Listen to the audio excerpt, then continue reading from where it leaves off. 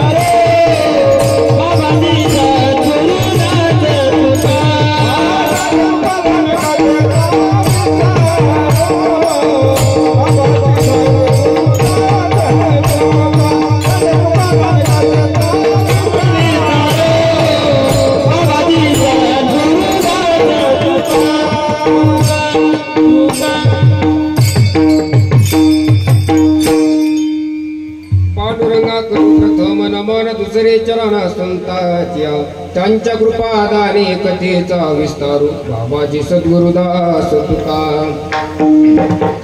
नमो ज्ञानेश्वरा निवृत्ती उदारा कृपा देवा मुक्ताबाई नमो त्रिभुवन पावनी आतत्रय जननी देवाजी ओ नमो ज्ञानेश्वरा ओ नमो ज्ञानेश्वरा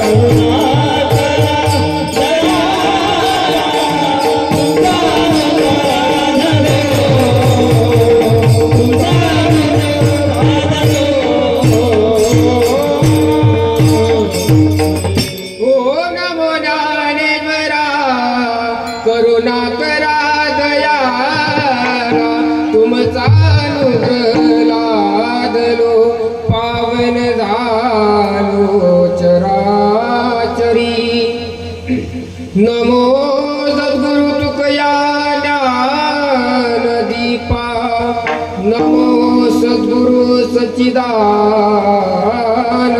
रूपा नमो सद्गुरु भक्त कल्याण मूर्ती नमो सद्गुरु भास्करा पूर्ण कीर्ती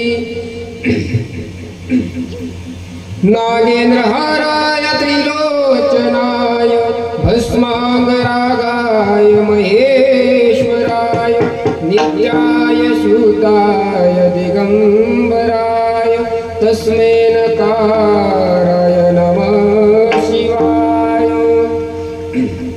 नैष्ठिक ब्रह्मचारी हनुमंत समा शूरधीर स्वामी सेवा सादर जन्मसिद्ध ज्ञानी सूर्य समा प्रभा वैष्णव सांप्रदायी उभारी ध्वजा संपादनानंच विदाय भक्तिं विलोकितोयेन समाधिराज वैराग्यवन्तं सुविचारयुक्तं नमामि गुरुं शिरसा गुरुं तं मस्तकमाला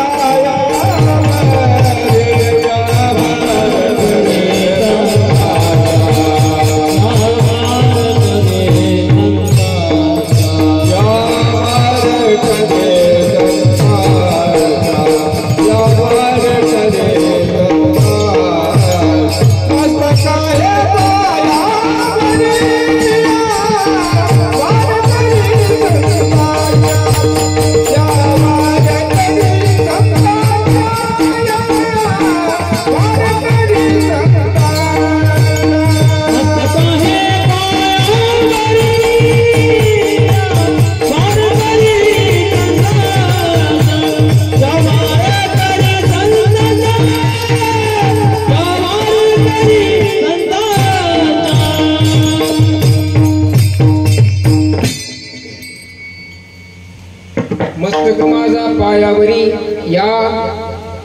या वारकरी संताचिया काय सांगू आता संताचे उपकार मज निरंतर जातविती काय द्यावे त्यासी व्हावे उतराई ठेवीत हा पायी जीव थोडा प्रस्तुत प्राप्त प्रसंगी कीर्तन रूपे सेवेकरता घेतलेला उच्चारलेला अभंग महान भगवत संत सम्राट आपल्या वारकरी संप्रदायाच्या कलशस्थानी विराजित असलेले ज्ञानोबारायाचे प्रिय भक्त वैराग्याचे मूर्तिमंत पुतळे असे सुप्रसिद्ध साधू देहनिवासी जगद्गुरु तुकोबाराय यांचा 4 चरणाचा अभंग आज सेवेकरता घेतलेला आहे। या अभंगामध्ये जगद्गुरु तुकोबाराय जे संताने तुम्हा आम्हावरती उपकार केलेले आहेत त्या उपकाराबद्दल कृतज्ञता व्यक्त करतात। विठ्ठल विठ्ठल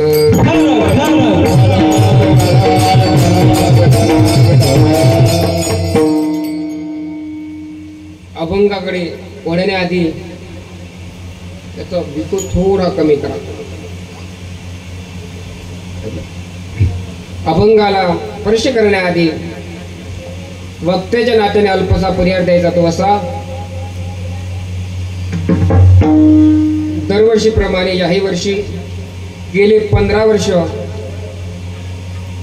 श्री हरिभक्त पारायण अनुसयाबाई घाटे आजीच्या मार्गदर्शनामध्ये या सप्त्याचं नियोजन होत असते। आईच्या मार्गदर्शनामध्ये हा सप्ताह चालत असतो. यावर्षी ज्यांच्या अमृतवाणीतून आपण भागवत कथेचं श्रवण करत आहात असे गुरुवर्य सुरेंद्र महाराज धर्म अधिकारी सुटाळा यांच्या मुखारविंदातून आपण भागवत कथेचं श्रवण करत आहात. कथा ही मनुष्याच्या जीवनातील व्यथा दूर करणारी एक कथा आहे. त्या कथेचा आपण रसपान करत आहात. आणि एक फार तुमचं भाग्य आहे. मला तर इथं कीर्तन करत असताना असं वाटतंय का आळंदीत कीर्तन करतोय काय. आळंदी सारखं वातावरण आहे. कारण एवढे टाळकरी आळंदीशिवाय दुसऱ्या ठिकाणी नसतात. आळंदीला टाळकऱ्याचा आनंद. परंतु आपल्या परिसरामध्ये जशी ज्ञानोबाराईच्या आळंदीला संजीवन समाधी आहे, त्याचप्रमाणे आपल्याच परिसरामध्ये फार आपण भाग्यवान आहोत. इकडे समोर गेलो समर्थ श्री गजानन महाराज की ज्यांची ख्याती महाराष्ट्रात नव्हे तर महाराष्ट्राच्या बाहेर आहे. तसेच संजीवन समाधी एक ज्ञानोबाराईची आणि साक्षात ज्ञानोबाराईचं दुसरं रूप अर्थात मांडका निवासी लक्ष्मणगिरी बाबा आणि बाबांची सर्व लेकरं. एकदा या लेकरासाठी जोरदार टाळ्या वाजवा. खरोखर कौतुकास्पद यांचं कार्य आहे. कारण या वयामध्ये खेळण्याचं बागडण्याचं वय आहे. परंतु खेळणं बागडणं सोडून हे बाबाचे लेकरं इथं टाळ घेऊन या मृदंगाच्या तालावरती नाचतात. हे महाराज सद्बुद्धी सर्वांना होत नाही. प्रत्येकाला या परमार्थ क्षेत्रामध्ये येण्याची सद्बुद्धी होत नाही. दुर्बुद्धी फार सहज आहे. आता इथं कथा सुरू आहे, कीर्तन सुरू आहे. समोरच्या बाजूला जर म्हणतोय बरं, जर तर करून घेतला. जर म्हणजे असलं तर एखादा नाच गाण्याचा जर कार्यक्रम ठेवला, शेजारून जर 10 जण चालले, 8 जण नाच गाण्याकडे जातील, 2 जण फक्त इकडे येतील. का? सद्बुद्धी होत नाही महाराज. सद्बुद्धी हे फार दुर्लभ आहे. दुर्बुद्धी सहज होते. मला एक छोटा दृष्टांत सांगतो, शॉर्टकट सांगतो. आपलं कीर्तन म्हणजे कसं, शॉर्ट बट स्वीट. थोडंच. तुम्हाला झोपा येणार नाही याची पूर्ण काळजी घेणार आहे मी. आजीबाई झोपल्या काय? नाही ना. मला वाटलं कीर्तन सुरू होता झोपल्या काय. नाही, मागे आजीबाई झोपल्या नाही, मी सहज बोललो. बघा, दुर्बुद्धी सहज उत्पन्न होते. एका तरुण मुलाचं लग्न झालं. तरुणांचं लग्न होतच असते.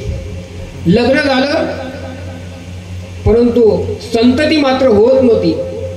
40 ओळांनी परंतु संतती झाली नाही. संतती झाली नाही की मनुष्य काय करतात, या देवाजो जा, त्या देवाजा. देवा जर संतती झाली तर 5 वाऱ्या तरी असे 9च करू लागला. 40 ओळांनंतर त्याला पुत्ररत्न प्राप्त झालं. फार नवसानं पुत्ररत्न प्राप्त झालं. तसं पाहिलं तर नवसाचे चांगले निघत नसतात. परंतु त्याच्या दैवयोगाने नवसाचा मुलगा होता, परंतु सद्गुणी होता. योगायोग तो 10वीतही गेला, कारण वेळ कमी आहे. 10वीत चांगल्या प्रकारे पास झाला. तालुक्यातून पहिला आला आणि घरी आला. वडिलाला सांगतो, बाबा मी आपल्या तालुक्यातून पहिला आलो. वडील म्हणतात, मुलगा कोणाचा आहे? माझा मुलगा आहे. अरे संस्कार कोणाचे आहेत? बापाने 1 किलो पेढे आणले, गावभर वाटत बसला. मुलगा म्हणतो, बाबा पेढे वाटा की नका वाटू, पण मी तालुक्यामध्ये पहिला आलो. आजपर्यंत मी बसने जात होतो, पण मी आता बसने जाणार नाही. मी आता 2 व्हीलर गाडीने जाणार. तसा आता जमाना 4 व्हीलरचा आलाय. जुना मुलगा आहे, 2 व्हीलरने जाणार. वडील म्हणते, अरे बाळा मी तुला गाडी घेऊन देणार नाही. का बाबा? आपल्याजवळ सर्व ऐश्वर्य आहे, संपत्ती आहे, तरी का मला गाडी घेऊन देणार नाही? वडील त्याला फार सुंदर उत्तर द्या. वडील म्हणतात, अरे बाळ पहिल्या काळामध्ये रस्ते व्यवस्थित नव्हते, परंतु रस्त्यावरचे नीट होते. आता रस्ते व्यवस्थित झाले, पण रस्त्यावरचे नीट राहिले नाही. महाराज पहिला काळ असा होता, मलाही समजते, मी ज्यावेळेस तिसऱ्या वर्गात होतो त्यावेळेचा काळ. एखादी गाडी मागून आली हॉर्न वाजवला, आता आपण सडकच्या खाली उतरायचो, तुम्हाला आठवत असेल, सडकच्या खाली उतरायचो. आता हा गाडीचा हॉर्न देऊ देऊ देऊ देऊ इथपर्यंत येतो, हा काही रोडच्या खाली उतरत नाही. वडील म्हणतात रस्ते नीट आहेत, परंतु रस्त्यावरचे नीट नाही, मी गाडी घेऊन देणार नाही. मुलगा हताश होतो आणि रडत जातो. पर्यायी मार्ग आईजवळ जातो. आईला वाटतं मुलगा रडला, रडत येतोय, त्या अर्थी विषय गेले. आई दुरून म्हणते, बाळ रडू नको, अरे तुझे तरी 2-3 विषय गेले, की बापाचे 6 गेले होते.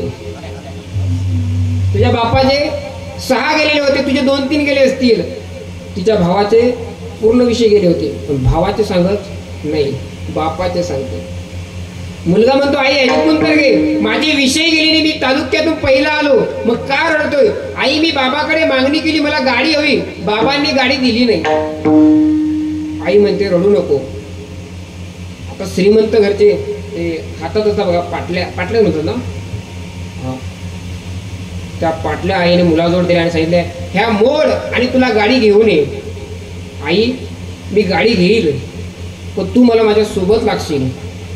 का रे? कारण माझी अशी इच्छा आहे, पहिल्यांदा माझ्या आईला गाडीवर बसवायचं. आईच्या मनात प्रश्न उत्पन्न झाला, पहिल्यांदा आपल्याला, दुसऱ्यांदा काय? दुसऱ्यांदा कोणाचा नंबर? ठीक आहे, दोघं मोठ्या शोरूमला गेलेले आहेत. मोठी ती अशी बसायची गाडी घेतली, ते पोट पुढे येऊन गाडी घेतली. मुलगा गाडीवरती बसलेला आहे, आई मागे बसलेली आहे, गाडीला किक मारलेली आहे, गाडीला रेस दिली आणि मुलगा 120च्या रेसने चालत. आई म्हणते, अरे बाळा गाडी एवढ्या जोरात चालू नको, हळू घे. मुलगा ऐकत नाही. आई म्हणते, अरे बाळ तुझे वडील सांगत होते ते बरोबरच होतं, गाडी घेऊन आम्ही तुला पस्तावू, जोरात चालवू नको. पण मुलगा ऐकत नाही. घाटामध्ये गाडी आलेली आहे, मुलगा आवरत नाही, मुलगा त्याच स्पीडने चालत आहे. त्याच घाटाकडून पलीकडून एक ट्रक, 10 ट्रक चाकी ट्रक जोरात येत आहे. 120ची स्पीड गाडीची आहे, 120ची स्पीड ट्रकाची आहे. घाटामध्ये दोघांची भेट झाली. काय घडलं असेल? काय घडलं असेल? महाराज भेट झाली, ट्रक व्यवस्थित घरी गेला आणि मुलगा नाही व्यवस्थित घरी आले. तुमच्या मनात जे आलं होतं, तुम्ही तर मला वाटते तेरवीची बुंदी काढली असेल. आईची आणि मुलाची तेरवीची बुंदी तुम्ही कढईत टाकली होती, पण मी लगेच उपस्थित आहे, बरं झालं. आई आणि मुलगा व्यवस्थित घरी गेले आणि ट्रकही घरी गेला. मला एक सांगा, तुम्हाला असं सुचलं का मनामध्ये की मुलगा आणि आई व्यवस्थित गेले असेल? नाही. प्रत्येकाच्या अंतःकरणामध्ये दुर्बुद्धी सहज उत्पन्न होते, पण सद्बुद्धी होत नाही. या मुलांची सद्बुद्धी आहे की ते परमार्थामध्ये ओढले. अरे ज्ञानोबा सांगतात, अमृत असेल, परीस असेल, कोणालाही मिळत नाही. एखादा दैववान असतो त्याला अमृत मिळते, एखादा दैववान असतो त्याला परीस मिळते, कोणालाही मिळत नाही. त्याचप्रमाणे या परमार्थी क्षेत्रामध्ये येण्याची सद्बुद्धी कोणालाही उत्पन्न होत नाही. ज्ञानोबा सांगतात, अनिका सारिका बहुवसु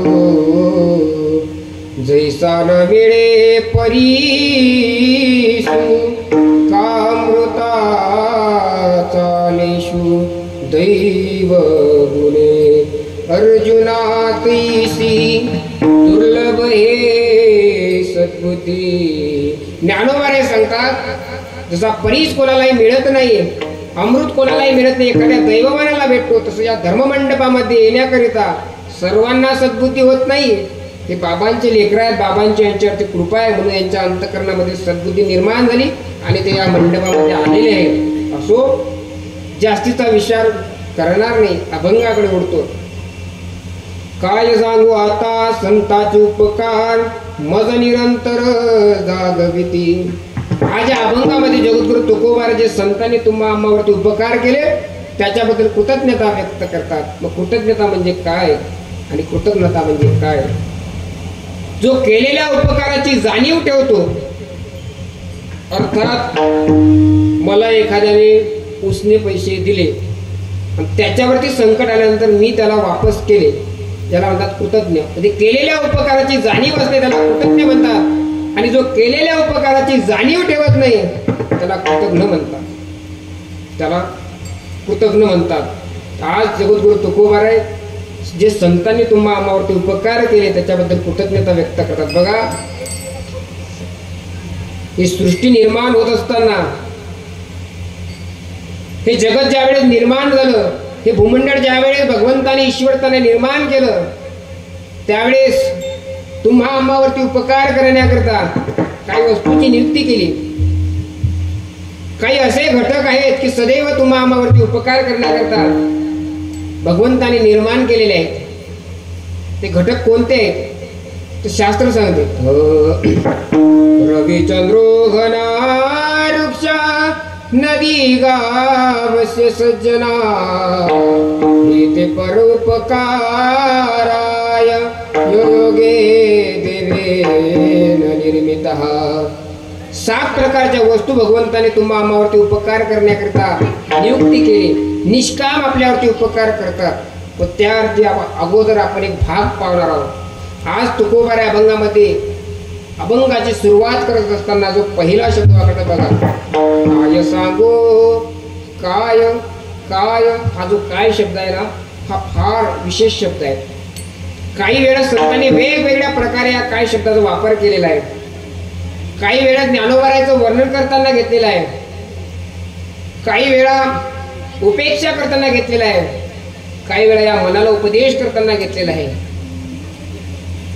काही वेळा उद्धारवाचक घेतलेला आहे. बघा, काही वेळा हा काही शब्द ज्ञानोबारायचं वर्णन करताना येतात. काय सांगू देवा ज्ञानोबाची ख्याती, काय सांगू देवा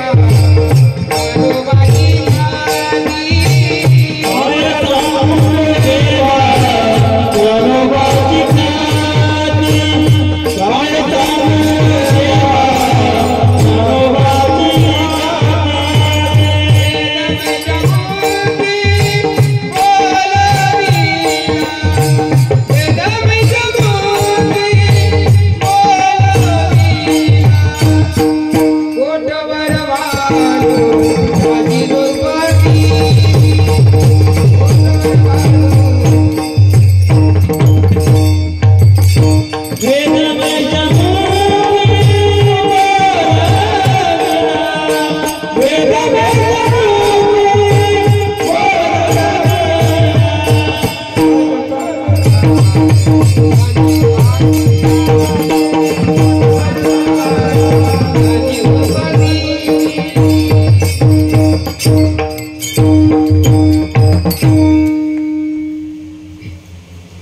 काय शब्द आलेला हा ज्ञानोबारायचं वर्णन करताना आलेला आहे. काय आहे ना, आम्हाला सवय आळंदीला कपड्याला सुद्धा आम्ही आरोचं पाणी वापरतो धुण्याकरिता. कपडे जरी धुण्याच्या तरी आरोचं पाणी, कारण ते पुणे आहे तिथं काय होणार, पुणे तिथे काही नाही पुणे. पण गावाकडे आल्यानंतर असा गडबड होते, कुठे विहिरीचं, कुठे बोरचं, कुठे कॉकचं, कुठे कॅनचं, कसा सर्व मिळून गेला.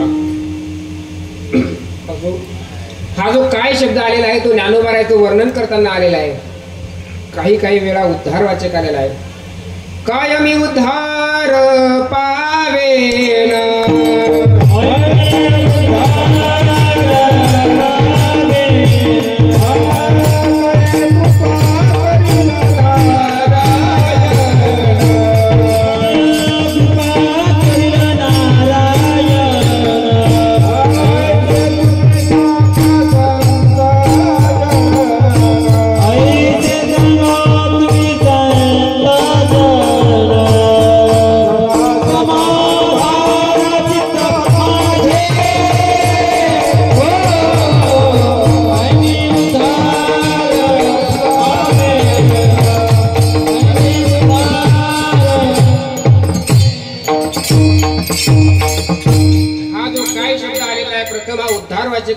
रूपक आलेला आहे.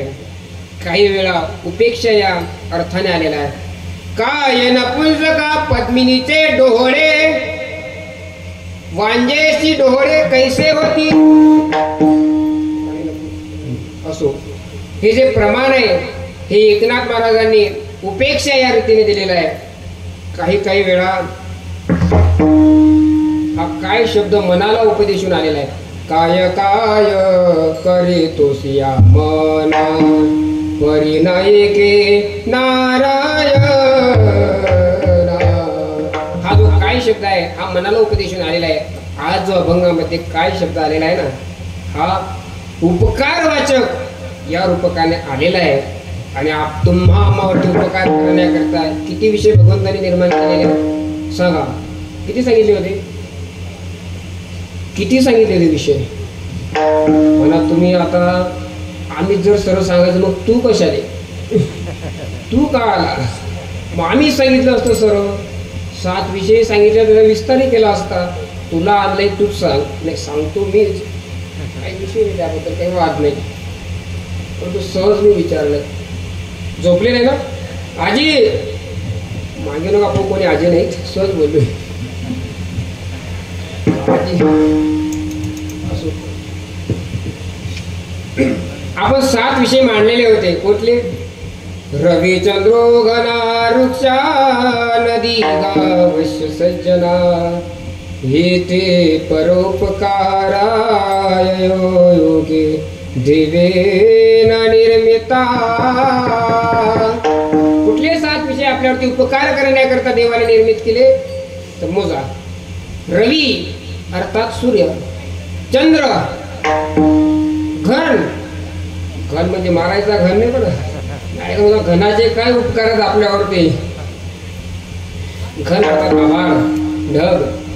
रवी चंद्रो घना वृक्ष झाड, नदी गाय आणि काय सज्जन अर्थात साधू. या 7 जणांचे उपकार शास्त्राने सांगितले आहेत. पण तुकोबारे फक्त मानतात कोणाचे?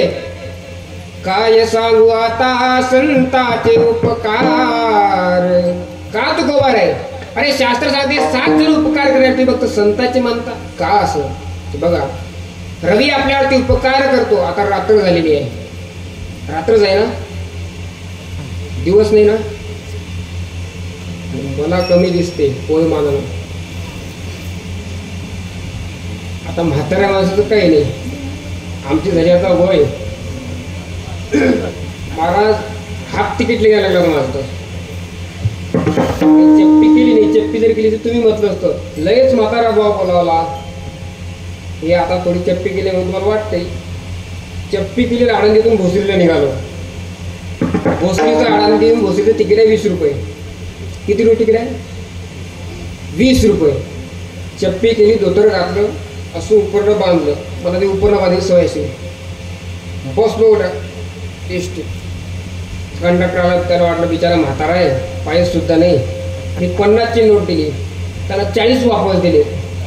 मी चिंतेत पडलो. म्हटलं तिकीट चुकीचं दिल्या गेलं का तिकीट कमी झालं. शंका निरसन करण्याकरता कंडक्टर म्हटलं का हो तिकीट किती आहे भोसरीचं? म्हटलं 20 रुपये. म्हटलं मला का 10 रुपये? म्हणजे आबा तुमचा हाफ तिकीट आहे ना. हे 10 रुपये शिल्लक घे, माझं आधार कार्ड आहे पण मला फुल तिकीट दे, हाफ तिकीट देऊ नको. असो आपल्यावरती सूर्य उपकार करतो. कुठले उपकार करतो सूर्य? जर सूर्य उगवला नाही तर आपल्याला कुठलंच काम होणार नाही. आपण नुसतं खायचं आणि झोपायचं. झोपायचेही प्रकार आहेत. मंडपात काही झोपत असतील आपल्याला समजत नाही. सांगू झोपेचे प्रकार? तुम्ही म्हणसाल महाराज कीर्तन तुम्ही हे प्रकार सांगितले. असो तुम्हाला माहीत भविष्यात कामी येतील ना. एक तोंडवाशी झोप निस्त असा. एक डोळे वाशी. असं वाटतं काय सज्जनावाने ऐकतो. बापरे बाप, तो गेलेला असतो राम बोलो बाई राम. अशा झोपीचे प्रकार आहेत. असो जर सूर्य जर उगवला नाही तर आपलं कुठलंही कार्य सिद्धीला जाणार नाही. आणि जीवन जगत असताना जे डी जीवनसत्व आपल्याला लागते ते या सूर्यप्रकाशातून मिळते. म्हणून सूर्याचे आपल्यावरती उपकार. आता हे लाईट चालू आहे, माईक चालू आहे, याचं बिल येत असेल ना की फुकट आहे तुम्हाला? माफ आहे का बिल? नाही ना. लाईट बिल येते तुमच्या घरात? तुमचं येते ना? झोपले का? लाईट बिल वाढत आपल्याला येते, पण सूर्य इतका प्रकाश देतो. पण कधी सूर्याचं बिल आलं का? की आता 12 महिने झाले, हे 2000 तुमचं बिल आलं सूर्याचं नाही महाराज. निष्काम उपकार आहेत, चंद्राचे उपकार आहेत महाराज. जर चंद्र रात्री उगवला नाही तर त्या चंद्राचं जर अमृत आपल्या पिकामध्ये पडलं नाही तर ते पीक परिपक्व होत नाही. चंद्राचे उपकार आहेत. मेघाचे उपकार आहेत महाराज. जर पाऊस पडला नाही तर खायचं काय प्यायचं? तसं प्यायला भरपूर आहे आपल्या जवळ हल्ली, स्टॉकचे स्टॉक बरेल आहेत. असू द्या, जर चंद्र मेघाने जर आपल्यावरती कृपा केली नाही तर आपल्याला खाया प्यायचे वांदे होतील. मेघ एक विशेष आहे मेघामध्ये. मेघ भेद करत नाही की आता इथं सप्ताह दरवर्षी सप्ताह होतो ते इथंच पाऊस पडायचा. हे जे सप्ताह लोक आले ना यांच्या शेतात पाऊस, जे आले नाही त्यांच्या शेतात पाऊस नाही. किंवा हे घाणेरडी जमीन आहे इथं पाऊस नाही, हे स्वच्छ जमीन आहे इथं पाऊस, असा भेद करतो काय? तो पोवारीचे प्रमाण आहे. नाही विचारित मेघ हगनदारी शेत. मेघ काही विचार करत नाही. हे घाणेरडी शेत आहे, हे घाणेरडी जमीन आहे. मेघ वर्षा पडतो, जो भेद नाही. त्या मेघाचे उपकार आहेत. रवी चंद्रो घना वृक्षा, झाडाचे आपल्यावरती उपकार आहेत महाराज. झाडाची सावली आपल्याकरिता, फळं आपल्याकरिता, फुलं आपल्याकरिता. झाड झाडाला फळं घेतात परंतु झाड स्वतः खात नाही. झाडाची सावली सुद्धा आपल्याकरिता आणि विशेषतः झाडाकडे भेद नाही. बघा माझ्यासारखाच एक म्हातारा त्यानं रोप वाटिकेमध्ये गेला आणि एक रोप विकत आणला आणि ते लावगण केले. कुठं कुठं लावगण केली? इथं कुठं लावगण करतात? आपल्या बांधावरती लावगण केले. त्या झाडाची त्याने व्यवस्थित त्या देखभाल केली, त्याला खत टाकलं, पाणी दिलं, ते वृक्ष मोठा झाला आणि त्याला फळं फळं येऊ लागले. परंतु जो शेजारी होता त्याचं याचं 36चा आकडा होता. त्याने विचार केला, अरे हे झाडामुळे आपल्या शेतीमध्ये पीक येत नाही, आपण याला कापून टाकू. आणि तो घेऊन निघाला काय? कोयता कुऱ्हाड घेऊन निघाला कापण्याकरता. आणि याला माहित पडलं, अरे जे झाड आपण लहानचं मोठं केलं त्यांना कापण्याकरता चाललंय, आपण अडवलं पाहिजे. हा त्याच्या विनवण्या करतोय, काका कापू नका. अहो ते लहानचं मोठं केलंय, मी त्याला कुंपण केलेलं आहे, त्याला पाणी घातलं, तुम्ही त्या झाडाला तोडू नका. पण तो ऐकायला तयार नाही. दोघांचा वाद चालला. कुठं? मंडपात नाही, कोर्टात पण नाही. तो चालला वाद झाडाच्या खाली. मग मला सांगा, ज्या मनुष्याने त्या वृक्षाची लावगण केली, त्याला पाणी दिलं, खत दिलं, त्याचे रक्षण केलं, त्या मनुष्याला त्या वृक्षाने सावली दिली. जो कापण्याकरता घेऊन आला होता काय काय कुऱ्हाड, त्याला ऊन दिलं का? ज्ञानोबा रे सांगता, जो खांडावया धाम घाली, कालावनी जयाने केली, दोघा एकची सावली, वृक्ष जैसा. अरे एखाद्या ते झाड कापण्याला निघाला आणि एकाने लावगण केली तरी तो वृक्ष दोघांना सावली सारखीच देतो. त्या वृक्षात भेद नाही. ते वृक्षाचे उपकार आहेत. रवी चंद्र घना वृक्ष, नदीचे आपल्यावरती उपकार आहेत. काय नदीचे उपकार आहेत? अरे जो त्या गंगेमध्ये स्नान करतो त्याचं पाप गंगा नाहीशी करते. एवढंच आहे. पाचे म्हणता गंगा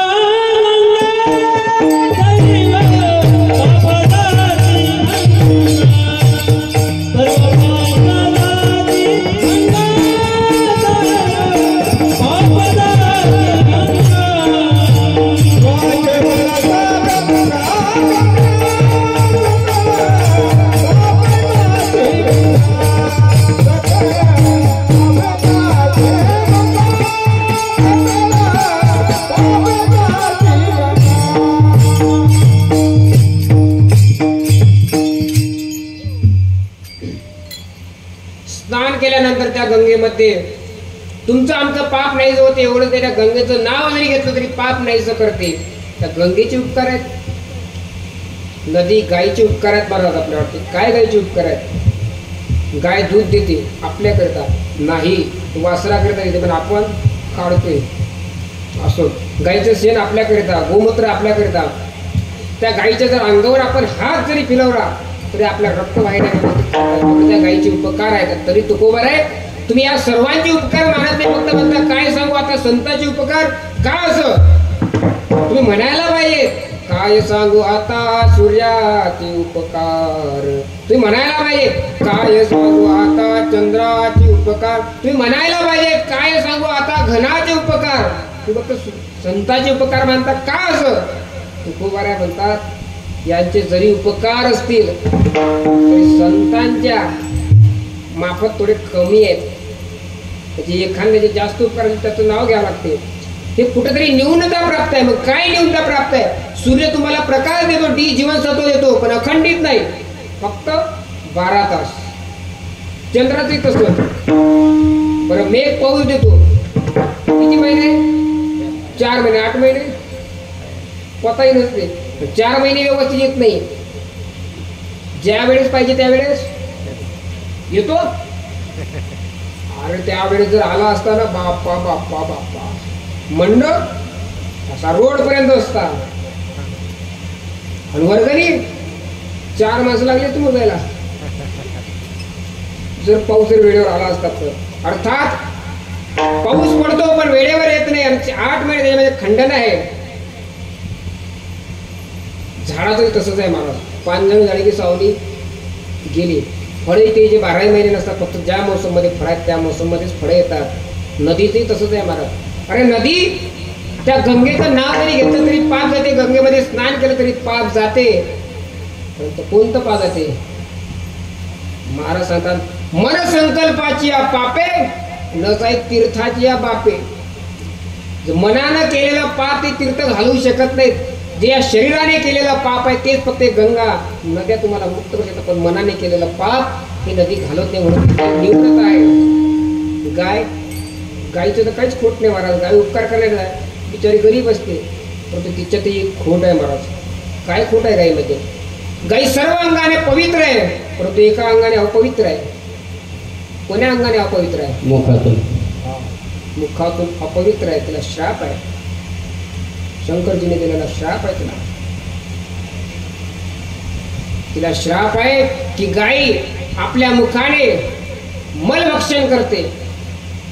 गायत्री वो स्वमुखे भक्षित से मल. ती गाय स्वतःच्या मुखाने मल भक्षण करते, म्हणून गायीचं दर्शन मुखाचं उचित नाही. गायीचं दर्शन कधी शेपटाजवळ घ्यायचं. लोक ती गाय दिसली घ्यायचं शिंगाला. गायीचं दर्शन हे पाठीमागून उचित आहे. या सर्वांमध्ये कुठं ना कुठं दोष आहे, पण संतांमध्ये तसं नाही महाराज. नाही, संतांचं कसं जीवन आहे महाराज. अरे संत अविरहित तुम्हाला जागरण देतात, जागृती देतात. कोणाला ज्ञानाची जागृती देतात, कोणाला वैराग्याची जागृती देतात, पण अखंडित आहे, त्यात खंडना नाही. म्हणून तुकोबाऱ्या म्हणतात, त्या संतांचे उपकार काय सांगू मी, काय सांगू, काय सांगू,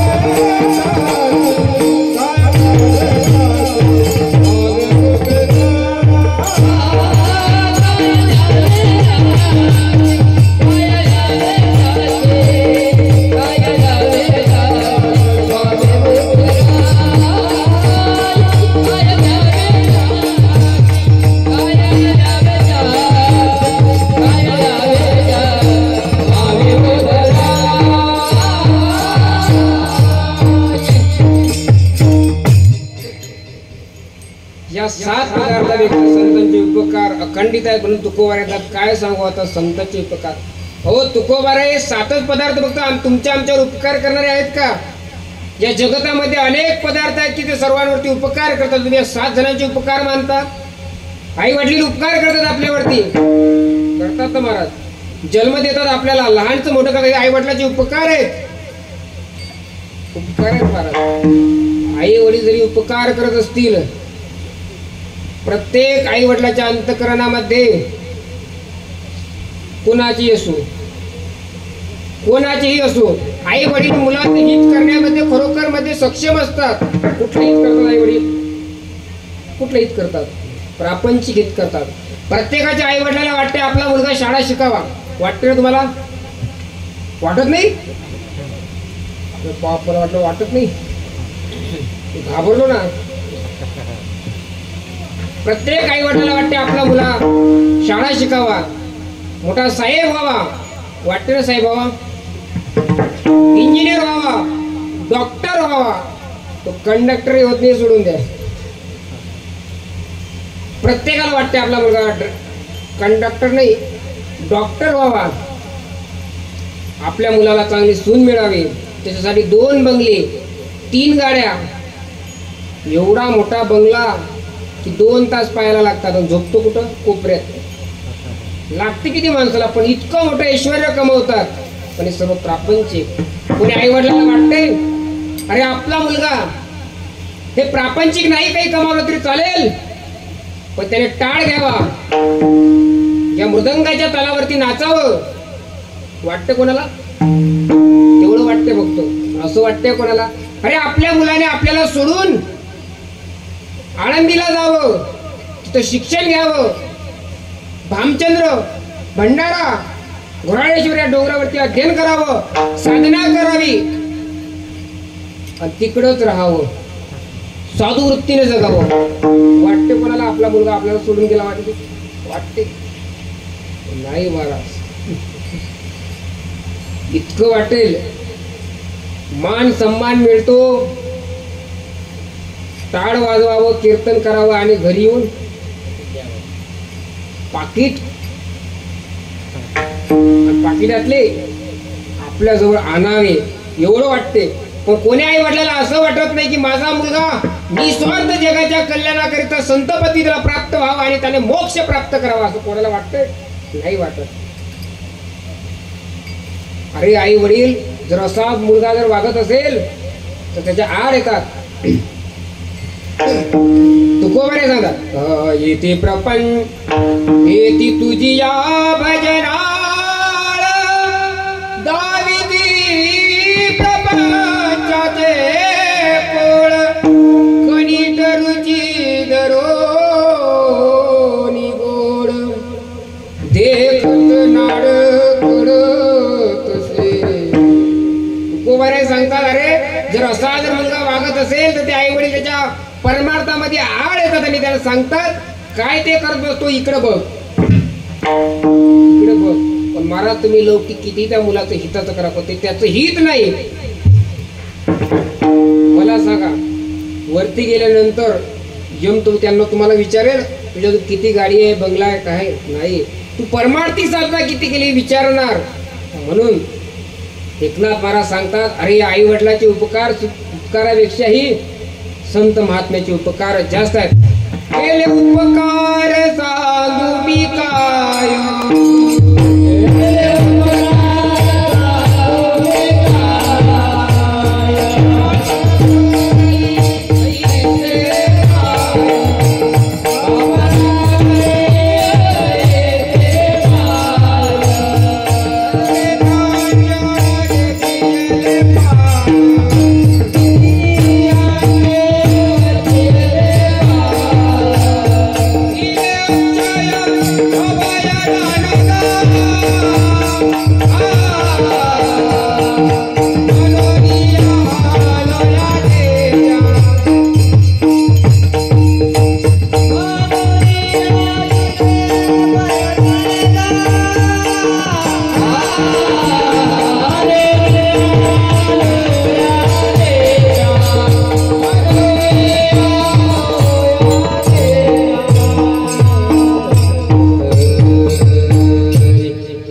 एकनाथ महाराज सांगतात, केले उपकार सांगो मी काय, बाप न करी ऐसे माय, धर्मितांच्या देखिले पाय.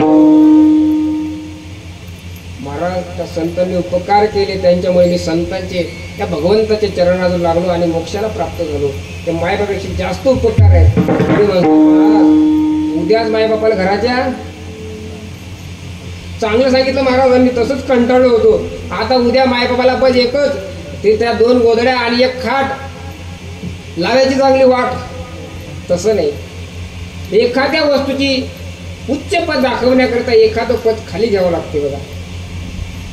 म्हणजे अर्थात 2 बंधू आहेत, एकाच लेवलचे आहेत, परंतु एकाला थोडं मोठं करायचं आहे, तर आपण काय म्हणतो, हा फार सुंदर गायन करतो, हा सुंदर, तो करत नाही का, तोही करतो, तो थोडा किंचित.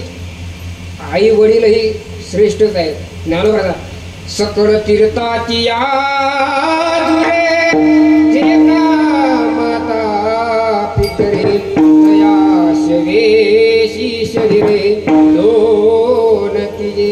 मायबाप हे सकळ तीर्थाचे राजे आहेत. सर्व तीर्थामध्ये स्नान केल्यानंतर जे पुण्य लागते ते मायबापाची सेवा केल्यानंतर पुण्य लागते. मायबापही श्रेष्ठच आहेत, पण संतांपेक्षा थोडे कमी आहेत. म्हणून मायबापाला घराच्या बाहेर काढू नका, ते मायबाप मागून येतील. झोपले काय आजी, बघू नका कुणी. तुकोबार आहे, कळलं आम्हाला मायबापापेक्षाही जास्त उपकार आहेत, म्हणून तुम्ही संतांचे उपकार मानता. पण आणखी पण एवढंच आहे का, या 8 जणांपेक्षा जास्त उपकार म्हणून संत उपकार मानता तुम्ही. महाराज, या जीवनामध्ये काही घटक असे आहेत, काही लोक अपकारावर अपकार करतात, काही लोक अपकारावर अपकार करतात, काही लोक उपकारावर उपकार करतात, काही लोक अपकारावर उपकार करतात, काही लोक उपकारावर उपकार करतात. बघा, समजा, मी समजा महत्वा, समजा शब्द तुम्ही लक्षात ठेवता बरं, हा लय महत्वाचा आहे. समजा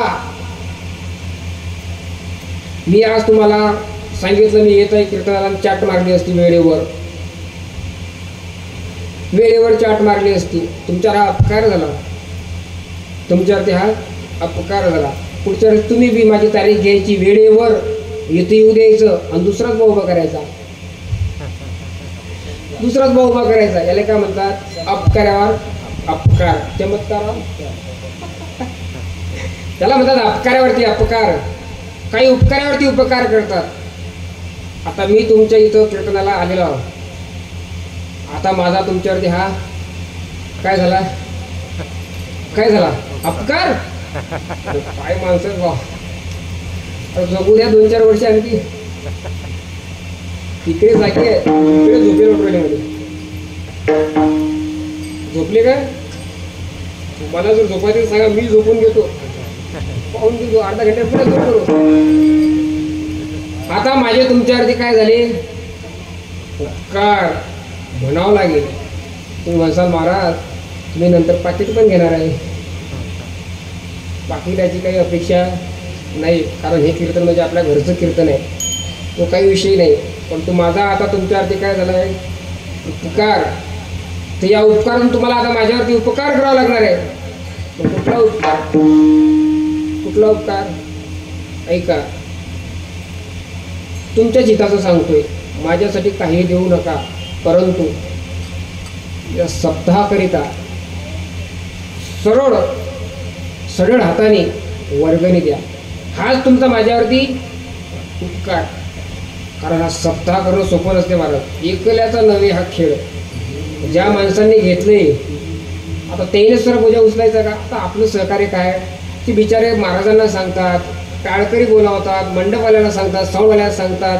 ते आपल्याला काही टेन्शन आहे का, नाही. आपल्याला फक्त काय काम आहे, रामकृष्ण हरी सुरू झालं की जाऊन बसणे, एवढंच काम ठेवतात ना. मग आपलं काय कर्तव्य आहे, थोडा हातभार लावायचा, फुलाची फाकडी आपण वर्गणी द्यावी. हा तुमचा माझ्यावरती उपकार. अर्थात काही गोष्टी उपकारावरती उपकार करणाऱ्या आहेत, काही गोष्टी काही गोष्टी उपकारावरती अपकार करतात महाराज. ज्यांनी उपकार केले त्याच्यावरती अपकार करतात. शास्त्रामध्ये एक उदाहरण येते. एक राजहंस पक्षी जो सत्य लोकात जायचा आणि तिथून ब्रह्मज्ञान ऐकायचा आणि त्या राज्याच्या राजाला ऐकून तिथून येऊन सांगायचा. हा त्याचा नित्यक्रम चालत होता. तो जंगलामध्ये राहत होता राजहंस पक्षी आणि त्या जंगलामध्ये एक वाटसरू अर्थात यात्रे करून जात होता आणि त्या राजहंसाने बघितलं, अरे संध्याकाळ झालेली आहे, हा वाटसरू दिसतो, याची जेवणाची व्यवस्था काय, याची जेवण खाण्याची व्यवस्था काय, पिण्याची व्यवस्था काय, या जंगलामध्ये हिंस प्राणी राहतात. म्हणून त्या राजहंसाला दया आली. त्या राजहंसाने त्याला जेवणाची व्यवस्था केली, पाणी पिण्याची व्यवस्था केली. झोपे झोपे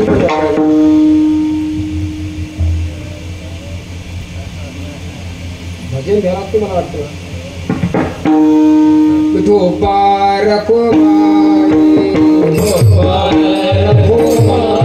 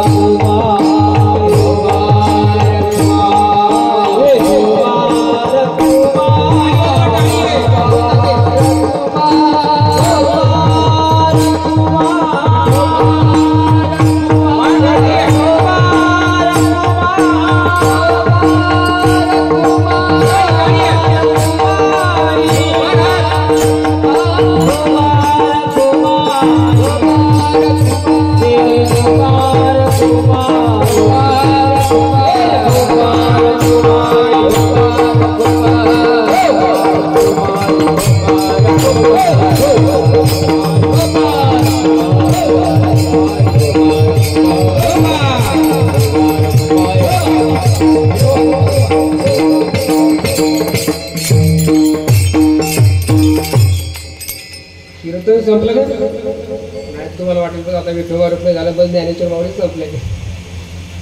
नाही, भ्रम धरू नका. ही आळंदीची परंपरा आहे. 1 तास अगोदर आम्ही विठोबा रुपये घेतो. आता आणखी 1 तास कीर्तन चालणार आहे. मला वाटतं आता जमलंय. त्या राजहंस प्राण्याने पक्ष्याने त्या वाटसरूला फळं आणून दिले, त्याची भोजनाची व्यवस्था केली, पाण्याची व्यवस्था केली आणि त्याला झोपण्याकरिता शय्या बनवण्याकरता वरून पानं तोडून टाकले आणि त्याला झोपण्याची व्यवस्था केली. हे तर राजहंसाने त्या वाटसरूवर केलेले अपकार. बरोबर ना? अपकार ना? काय आवाज येऊन नाही राहिला बा, मारू नका रे बा. काय करता, तब्येत पहिलेच बरोबर नाही. हे त्या राजहंसाने केलेल्या त्या वाटसरूवरती उपकार आहे. तो रात्रभर झोपला आणि सकाळी उठला विचार केला, अरे आजची रात्र तर भागली, उद्याच काय. त्या मनात विकल्प निर्माण झाला महाराज. त्याने विचार केला, हा राजहंस चांगला माझ्यासारखा नव्हता ना, 8 दिवस पुरेल आपल्याला. आणि त्याचा तिथंच चिरच्छेद केला आणि त्याचं मांस तिथं भाजून त्याने पिशवीत घेतला आणि निघून गेला. पण तो राजहंस साधारण होता. तो सत्य लोकात जायचा आणि त्या राज्याच्या राजाला तिथं ऐकलेलं ज्ञान सांगायचा. तर राजाने विचार करा, अरे गुरुजी 2 दिवस झाले आले नाहीत, सैन्याला पाठवलं, जा शोध घ्या. शोध घेण्याकरता सैन्य आलेले आहेत. शोध घेतात तर काय, बघतात तर काय, तिथे पंख पडले होते, रक्त पडले होते. त्यांना विचार केला, अरे कोणीतरी घात केलाय. राजाजवळ साधा राजा सांगतात, जंगल फार मोठा आहे, तो जास्त दूर गेला नसेल, जा त्याला पकडून आणा. अथांग राजाचं सैन्य त्या जंगलाच्या सोबत गेला आणि त्याला धरून आणला. आणि त्याने विचारलं, का रे बाबा, राजहंसाने तुला काही त्रास दिला का? तो म्हटला, नाही. मग का मारलं? त्यांनी सांगितलं, त्या राजहंसाने मला झोपण्याकरता शय्या बनवून दिली, खाण्याकरिता फळं आणून दिली आणि पाण्याची व्यवस्था केली. त्याने माझ्यावरती उपकार केले. का त्याच्यावरती अपकार केले? ते म्हणतात, 2 दिवसाची 4 दिवसाची भूक भागवली. त्यांनी त्याचा चिरच्छेद केला. राजाने सांगितलं, याचे तुकडे करा आणि गावाच्या बाहेर टाकून द्या. अर्थात सांगण्याचा हेतू एवढाच, काही लोक ज्याने आपल्यावरती उपकार केला त्याच्यावरती अपकार करतात. महाभारतातली एक कथा येते बघा. भगवान भोलेनाथ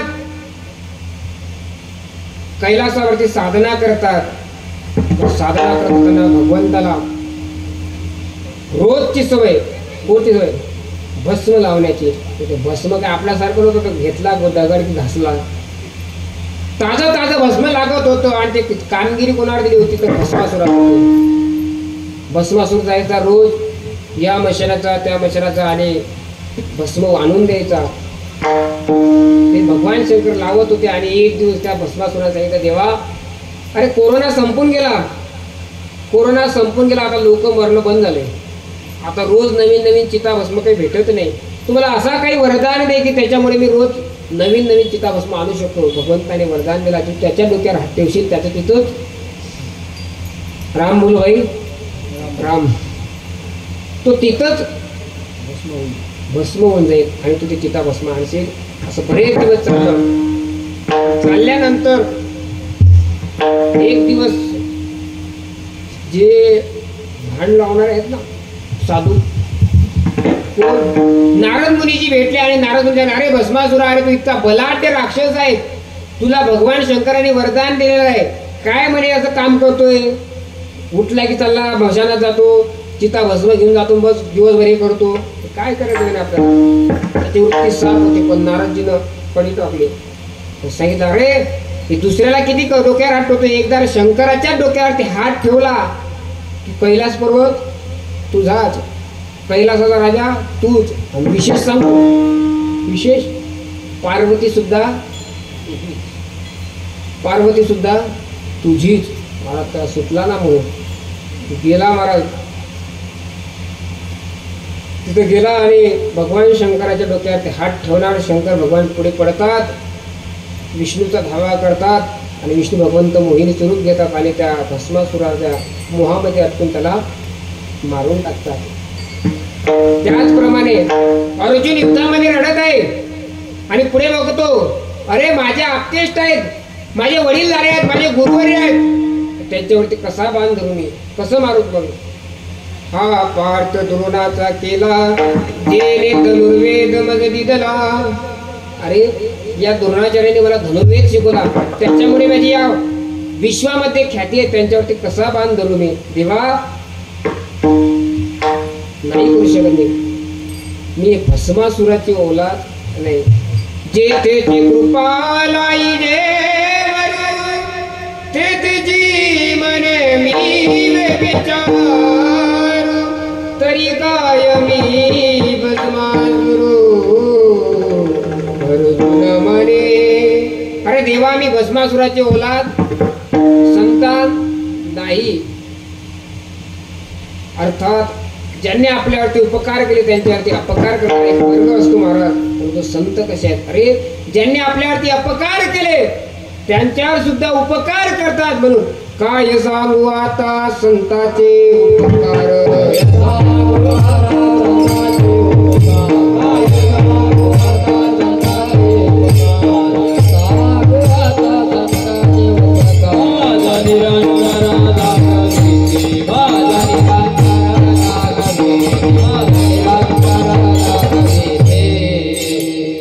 अरे ते अपकारावरती सुद्धा उपकार करतात. काही उदाहरण आहेत की आमच्याजवळ उदाहरण. अरे एक येवन माझे नाथ महाराज गंगेवरती स्नान करतात, गोदावरीवरती स्नान करून बाहेर येतात आणि तो येवन अंगावरती थुंकतो. एक वेळा नाही 108 वेळा अंगावरती थुंकतो. हा त्या येवनाने केलेला माझ्या एकनाथ महाराजवरती अपकार आहे. माझे एकनाथ महाराज त्याला श्राप देत नाहीत. मग येवन अंगावरी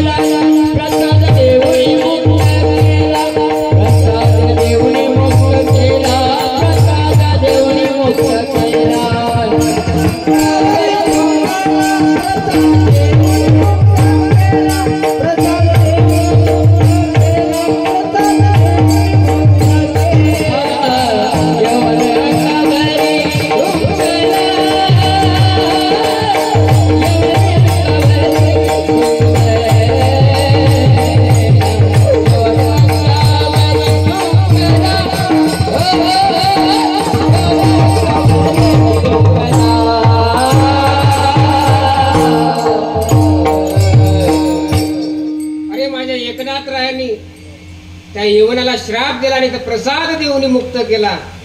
माझे ज्ञानोबा आहे, माझे तुकोबा आहे. किती महाराज यांनी याच्यावरती अपकार केली हो. अरे ज्या ज्ञानोबारायाच्या भरोशावरती हजारो साधक नाही तर लाखो साधक पोट भरतात. आमच्यासारखे कित्येक विद्यार्थी आळंदीमध्ये मधुकरी मागून खातात. लोक आम्हाला देव मानतात. देव आम्ही जर गेलो नाही ना तर लोक जेवण सुद्धा करतात. महाराज आले नाही. आम्ही म्हणावं मधुकरी आईने बाहेर यावं. महाराज आज ना भाकरी झाली नाही, 4 चपात्या द्याव्या. महाराज भाजी घ्या. महाराज आज नाश्ता आणला. वेगवेगळ्या प्रकारे मधुकरीमध्ये वाढावं. ज्ञानोबारायाच्या जीवनावरती आम्ही भरोशावरती आम्ही पोट भरतोय. त्या ज्ञानोबारायाचं किती जगा यावं. अरे माझ्या ज्ञानोबाराय समाजामध्ये लोक घेत नाहीत. आई वडिलांचं अंतकरण दुखतंय. अरे माझे चिमुकले बाळ आहेत, त्यांची मुंज होत नाहीत म्हणून त्या ब्राह्मणांजवळ जाता. बाबांनो माझ्या मुलांना मुंज करू द्या, त्यांना धर्मात घ्या. मला जे शिक्षा असेल ती मी भोगण्याकरता तयार आहे. एकच शिक्षा तुमच्या करता आहे. काय? देहांत प्रायश्चित. विठ्ठलपंत येतात माझ्या रुक्मिणी आई साहेबाला सांगतात, अगं आपल्या मुलांना जर त्यांचा अधिकार द्यायचा असेल तर आपल्याला आपलं आयुष्य संपवावं लागणार आहे. महाराज रुक्मिणी आई साहेब पतिव्रता होती. मी तुमच्या बरोबर येणार.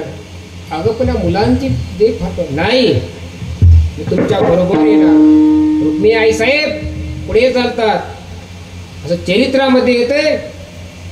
पहिली उडी रुक्मिणी आई साहेबांनी घेतलं का? सुवासीन मरायचं आहे. पहिली उडी माझ्या रुक्मिणी आई साहेबांनी घेतली आहे. दुसरी उडी विठ्ठलपंतांनी घेतली आहे. 5 वर्षाची चिमुकली मुक्ताई आहे. सकाळी उठते महाराज, 5 वर्षाचं बाळ आहे हो. आई आई आई करत होते. निवृत्ती दादा बघतात, पत्रामध्ये बघतात, सर्व वृत्तांत कळतो. ज्ञानोबारायला सांगतात, सर्व ढसाढसा रडतात. मुक्ताईला जवळ ठेवतात. 5 दिवस झाले महाराज पाण्यावरती जीवन जगत आहेत.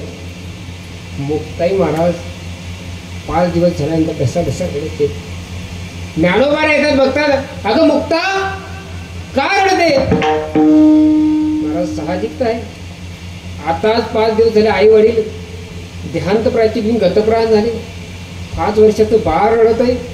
भावाच्या अंतकरणात पाजळ फुटला. त्याला वाटलं आपल्या बहिणीला आईची आठवण येत असेल, वडिलाची आठवण येत असेल. माझे ज्ञानोबाराय विचारतात मुक्ताईला, मुक्ता बाबाची आठवण येते का?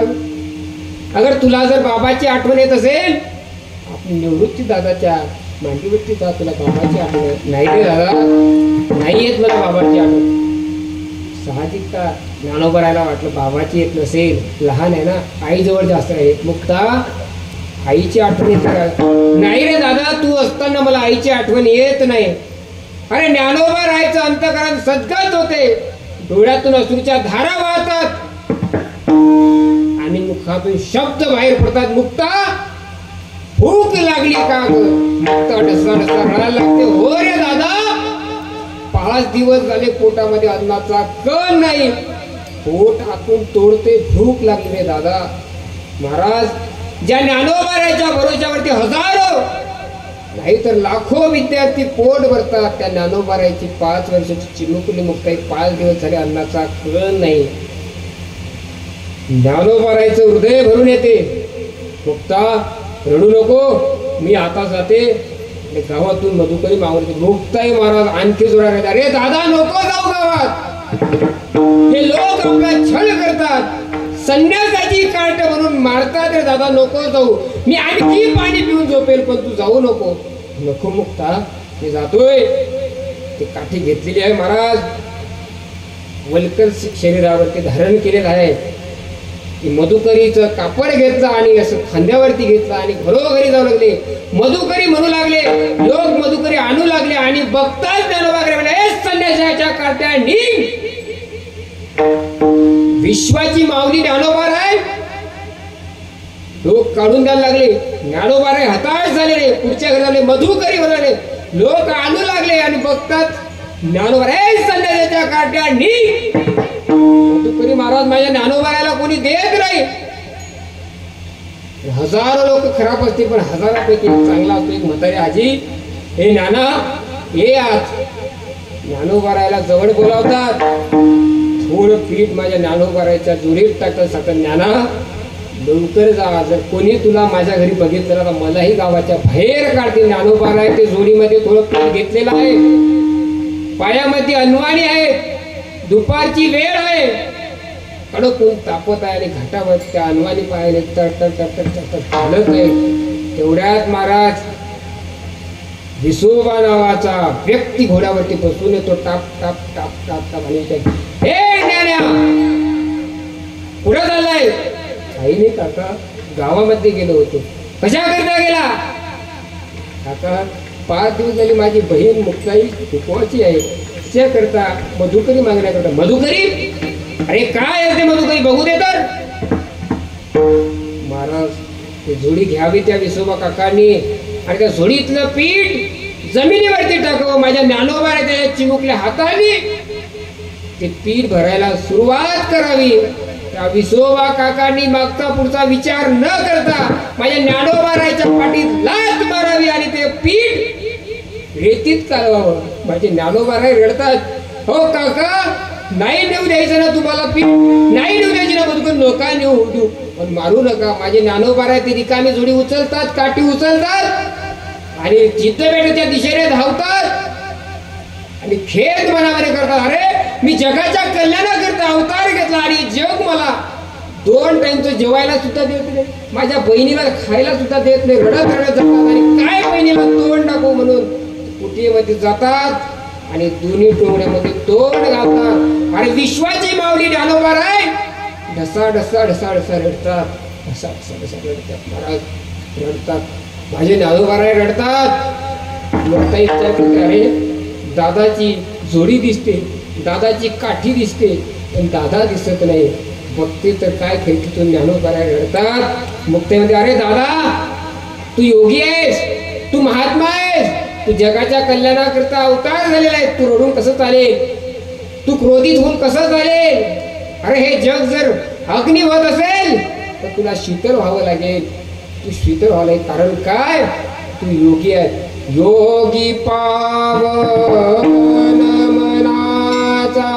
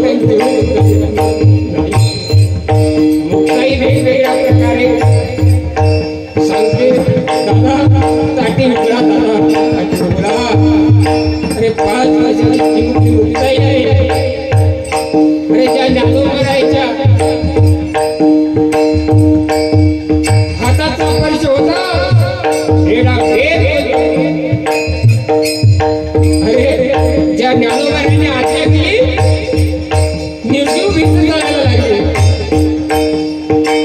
सत्य ज्ञानोबा अरे 14व्या वर्षी साधना करणारा चांगदेव 14 वेळा प्राणाला परत पाठवलं. चांगदेव महाराज स्वतःच्या ज्ञानोबाला शिकायला ज्ञानोबा आहे आज कुठेमध्ये जाऊन लढतात.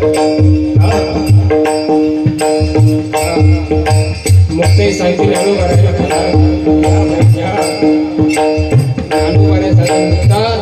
आता समाज आज असं शिकायला नाही. या जगताची अशी महती आहे चमत्कार केल्याशिवाय नमस्कार होत नाही. चमत्कार करावा लागेल. ज्ञानोबा इथं परंपरा सुरू आहे. मधुकरीची परंपरा सुरू आहे. एक वेळचा प्रसंग आहे. ज्ञानोबा जोडीमध्ये पूर्णाच्या मुलीचं पीठ आलेलं आहे. डाळ आलेली आहे. ज्ञानोबा पूर्णाच्या मुलीचं सामान आलेलं आहे. मांडी करशील का मुक्ताई गावात जाते दादा. कुंभार काकाच्या घरी जाते. कुंभार काकाला काका मला एक मडकं देता का. कुंभार काका एक मडकं देतात. सुराम खेचराने मडकं फोडावं. कुंभार गाडा खबरदार तुम्ही संन्यासाच्या कुळांना मडकं देईल. संन्यासाच्या काढण्याला कुठले माडे कुठलं गोड जेवण. महाराज मुक्ताई रडत घरी येते. मुक्ताई हा समाज आपल्या वेळेला करतो ना. चमत्कार करावा लागेल. मांडे खाण्याची इच्छा आहे ना. मी माझी योग समर्थाने माझी पाठ प्राप्त करतो. कर मांडीची तयारी. मांडीची तयारी केलेली आहे. मांडीचा वास सुटला पुन्हा आळंदीमध्ये उडला. शोभा नाही. ज्ञानोबाला त्रास देणार होते. खिडकी बघतात तर काय ज्ञानोबाचा चमत्कार बघतात. त्याची गोष्टी मांडी होती ना ते खायला लागतात. मुक्ताईमध्ये गोष्ट काय खातो हे चांगलं का. अरे ज्या खेचराने माझ्या ज्ञानोबाऱ्यावरती उपकार केले. माझे ज्ञानोबाराय त्याच्यावरती उपकार करतात. त्याला अशी पदवी प्राप्त करून देतात. नामदेव राहायचं गुरु करतात. नामदेव राहायचं गुरु सोपले महाराज अपकारावरती उपकार करणारे माझे ज्ञानोबा आहे. म्हणून तर तुकोबारे म्हणतात अरे हे संत महात्मे अपकारावर सुद्धा उपकार करतात. म्हणून काय काय सांगू देवा काय सांगू संतांचे उपकार काय सांगू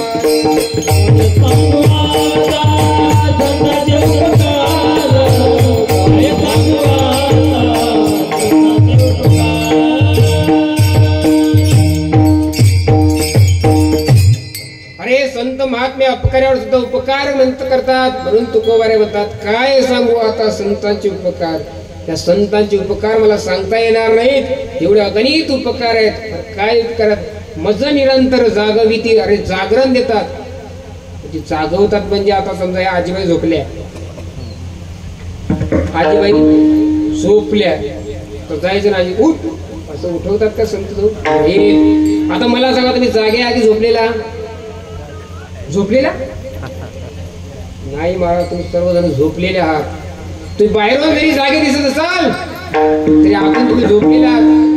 एकनाथ महाराज जागे बाहेर आत निजले कैसे घरात घरकुल केले नेनो अंधार ना उजडले. महाराज तुम्ही घरात घरकुल केलं. हा देह आहे. बाहेरून जागे आपण आतून तुम्ही झोपलेला. तुम्हाला झोप आहे. मग कुठली झोप आहे तर अज्ञानाची झोप आहे. तुम्हाला अज्ञान आहे. मी कोण आहे कुठून आलो कशासाठी जन्म आहे. हा देवाने एवढा अंतर दिला. कशा प्रकारे दिला.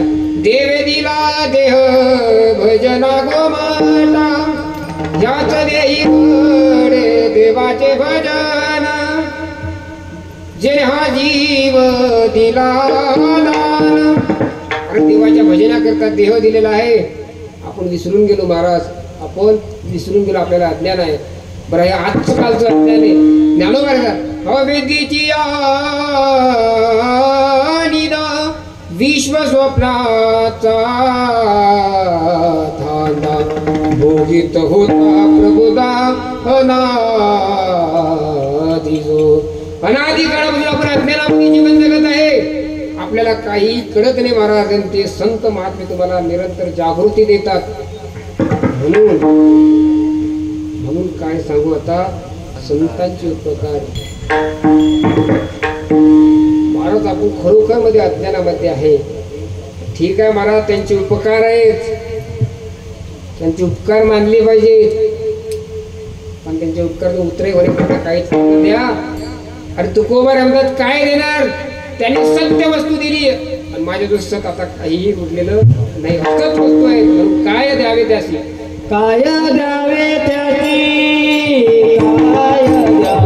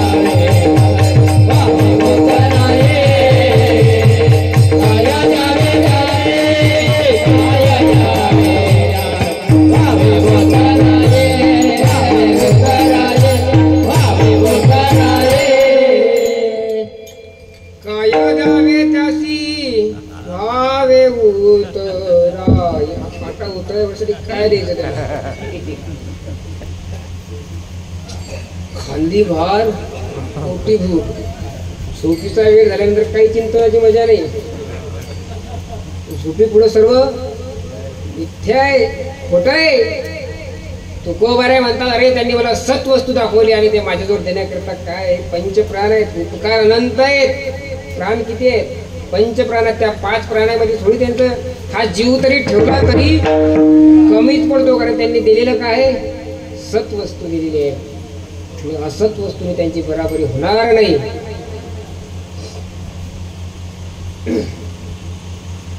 पंचप्राण आहेत, प्राण जरी त्यांना दिले तरी त्यांचे उपकार भेटणार नाहीत. हा जीव आहे. माणसाला सर्वात जास्त प्रिय काही असेल, काय प्रिय आहे, एक माकडाची गोष्ट सांगतात बघा. पूर आला, पुरामध्ये माकडे डुबत होती. माकडांजवळ थोडं छोट बाळ होतं. ते पहिले खाली होतं, ते डुबायला लागलं, तिला कमरेवर घेतलं, पाणी कमरेपर्यंत आलं, डोक्यावरती घेतलं, पाणी इथपर्यंत आलं, तिने आणखी डोक्यावर घेतलं, पाणी तिच्या नाकात झालं गेलं, बाळ पायाखाली घेतलं. अर्थात सांगायचं एवढंच, आपल्या प्राणावर पेटली की माणूस दुसऱ्याची बराबरी काहीच पाहत नाही, होती जवळचा आहे की दूरचा आहे. प्राण सर्वात प्रिय मनुष्याला. तुकोबारे म्हणतात हा प्राण जरी त्यांच्या चरणावर अर्पण केला तरी त्यांची बराबर होऊ शकत नाही, कारण त्यांची एवढी उपकार आहे. एवढं उपकारातून उतरे होण्याकरता माझ्याकडे काही द्यायला नाही. तर आणखी त्यांनी काय केलंय, उपकार काही 1-2 पुरावे तर द्या की हे उपकार केलेला. त्यांचे उपकार काय, त्याच्या सहज बोलण्यातून ते आम्हाला उद्धरून येतात. त्यांचे हिताचे उपदेश असतात, ते अभंगाचं तृतीय चरण.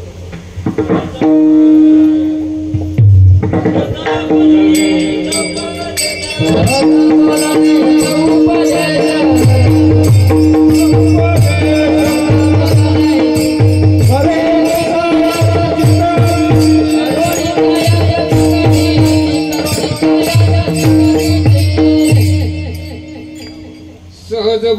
तो उपदेश करून सायास शिकविती.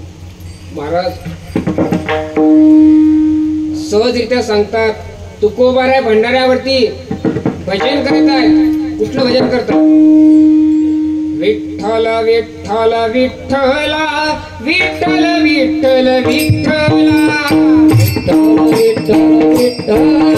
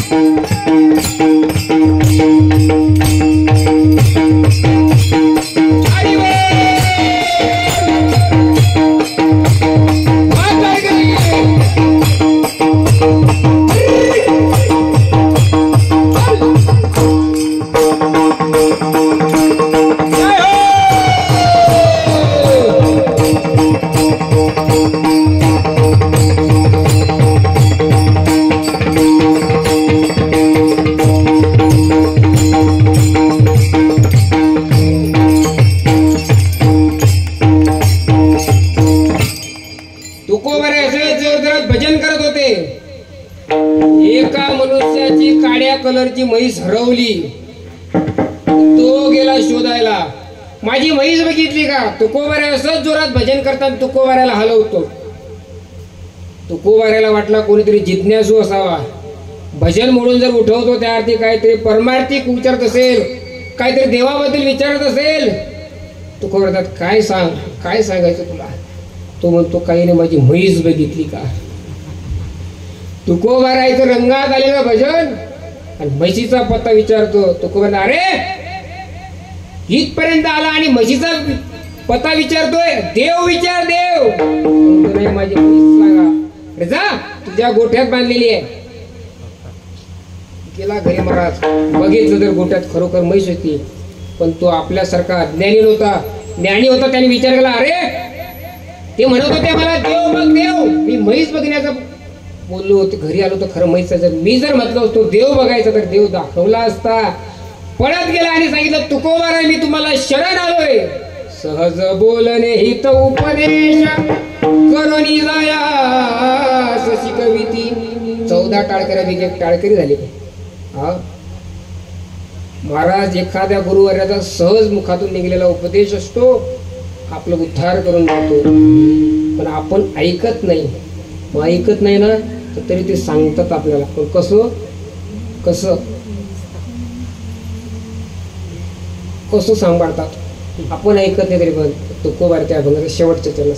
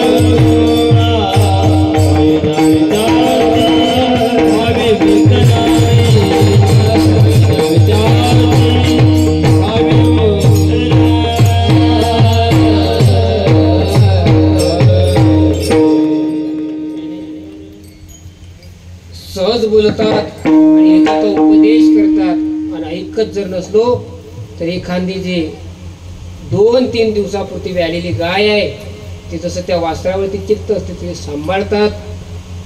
यथामती यथा अवकाश जसा अभंगाचा भावार्थ मांडता आला तसा मांडण्याचा प्रयत्न केला। मला खरोखर इथं कीर्तन केल्यानंतर असं वाटतंय मी आळंदीमध्ये कीर्तन करतो, कारण टाळकरी आमचे मृदंगाचार्य जयदीप महाराजांनी 2-3 वेळा मला वाजवलेलं आहे। बकवास हसायला लागले बा, बकवास 2-3 कीर्तन त्यांनी महाराजांनी माझे वाजवलेले आहेत, फार उत्कृष्ट आणि निष्काम सेवावर महाराजांचे। तुम्ही मला निष्काम द्यायचंच काम आहे तसं नाही, म्हणजे आपण कुठेही फोन लावा महाराज यावं लागते। विष्णू भाऊ आणि ते त्याचं ते यंत्र रेडीच आहे। विष्णू भाऊ असतील, आमचे विठ्ठल महाराज असतील, उत्कृष्ट असं गायन करतात। तसं पाहिलं आता त्यांना कुठंच फिरायची गरज नाही। दोन्ही मुलं ती जरी 12 महिने 12 वर्ष जेवढं कमवतात तेवढं 12 महिन्यातच कमावतात, परंतु सहज आपला आनंद म्हणून विठ्ठल भाऊ बी प्रत्येक ठिकाणी उपस्थित राहतात। आमचे महाराज असतील, संजय भाऊ अत्तरकार असतील, मांडक्याचे विठ्ठल भाऊ असतील, सर्व आधी करून आमचे करांगडे भाऊ असतील, राजभाऊ असतील, मी तुमच्याच नावाचा राहणे, आमचे राहणे असतील, ते आमच्याच नात्यातले आहेत पण मी ओळखत नाही, घाटकोळी निवासी ते आमचेच राहणे आहेत। असे सर्व मंडळी उत्कृष्ट असे महाराज असतील आणि विशेषतः आमचे जीवलग मित्र शिवम महाराज घोरपडे असतील, आज ते सोबत आले माझे। मी त्यांना म्हटलं महाराज कीर्तन तुम्हीच करा, पण ते ऐकत नव्हते। सर्व श्रोतृवर्ग असेल, ही इथली जी मंडळी आहे ना माझ्या 70% ओळखीची आहे। चांडाळ काका असतील, ठाकरे भाऊ असतील,